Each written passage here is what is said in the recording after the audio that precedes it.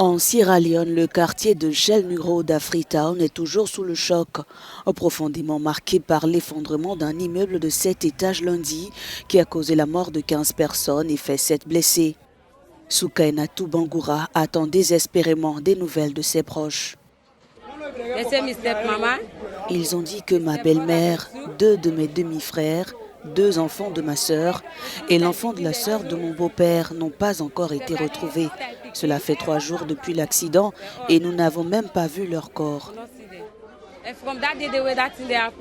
Alors que les recherches se poursuivent pour retrouver d'éventuels survivants, les habitants de Shelnu Road se retrouvent livrés à eux-mêmes, sans toit, sans nourriture et sans eau. Voici la catastrophe survenue ici à Shelnu Road. Après des jours de recherche, les gens espèrent toujours retrouver certains de leurs proches disparus. Selon l'Agence nationale de gestion des catastrophes, il faut davantage de machines pour accélérer le processus de recherche. Cet effondrement n'est pas un cas isolé. En août, 2 bâtiments se sont effondrés à Freetown. Selon cet expert, la qualité du matériel de construction et l'absence de permis sont à l'origine de ces tragédies répétées.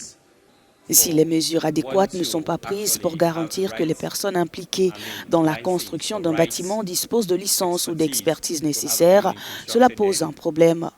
Encore une fois, il s'agit d'une responsabilité partagée. Le gouvernement, les ministères et les institutions doivent tous jouer leur rôle. Le ministère sierra-léonais des Travaux publics et des biens publics a mis en place de nouvelles mesures pour éviter de telles situations.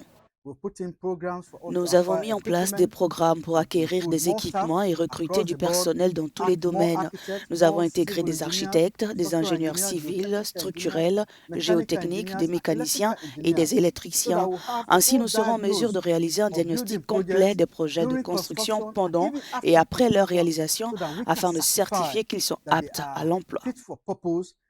Selon l'Agence nationale de gestion des catastrophes, 2024 est l'année la plus meurtrière en termes de victimes d'effondrement en Sierra Leone.